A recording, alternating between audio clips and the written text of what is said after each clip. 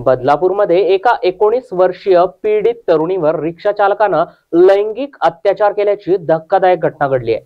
धक्कादायक बाब म्हणजे पीडितेच्या मैत्रिणीनं आधी तिला मद्य पाजलं आणि तिची शुद्ध हरपल्यानंतर या मैत्रिणीच्या रिक्षाचालक मित्रानं पीडितेवर अत्याचार केलाय। पीडित तरुणी ही मुंबईला राहणारी असून ती 21 डिसेंबर रोजी बदलापूरला तिच्या मैत्रिणीला भेटण्यासाठी आली होती। यावेळी बदलापूरच्या मैत्रिणीनं दत्ता जाधव या तिच्या रिक्षाचालक मित्राला देखील सोबत बोलावून घेतलं आणि या तिघांनी मद्यपान केलं। मद्यपान केल्यानंतर पीडित तरुणी शुद्धीत नसल्याचा गैरफायदा घेत रिक्षाचालक दत्ता जाधव यानं तिच्यावर लैंगिक अत्याचार केलाय। पीडित तरुणीच्या मैत्रिणीनं देखील या कृत्यामध्ये तिचे साथ दिली आहे। पीडित तरुणी शुद्धीत आल्यानंतर तिच्या हा प्रकार लक्षात आला। या प्रकरणी तिने 23 डिसेंबर रोजी बदलापूर पूर्व पोलीस ठाण्यात दिलेल्या तक्रारीवरून पोलिसांनी गुन्हा दाखल केलाय आणि अवघ्या 12 तासामध्ये नराधम रिक्षाचालक दत्ता जाधव याला खरवई परिसरातून बेड्या ठोकल्यात। पोलीस ज्यावेळेस त्याला अटक करण्यासाठी गेले त्यावेळेस पोलिसांच्या भीतीनं तो बहिणीच्या घरातील लोखंडी कपाटामध्ये लपून बसला होता। मात्र पोलिसांनी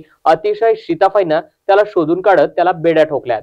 तर त्याच्या या कृत्यामध्ये साथ देणाऱ्या त्याच्या मैत्रिणीला देखील पोलिसांनी अटक केल्याची माहिती बदलापूर पूर्व पोलीस स्टेशनचे वरिष्ठ पोलीस निरीक्षक किरण बालवडकर यांनी दिली आहे। यातील फिर्यादी ह्या घरातून त्यांच्या आजीबरोबर भांडणं करून बाहेर पडल्या होत्या आणि बाहेर पडल्यानंतर त्यांची एक मैत्रीण होती नाजरा म्हणून, तर तिच्याकडे त्या बदलापूर या ठिकाणी आल्या। त्यांची ओळख देखील एकदा अंधेरी स्टेशनला झाली होती, त्याच ओळखीवरून त्या इथपर्यंत आल्या होत्या।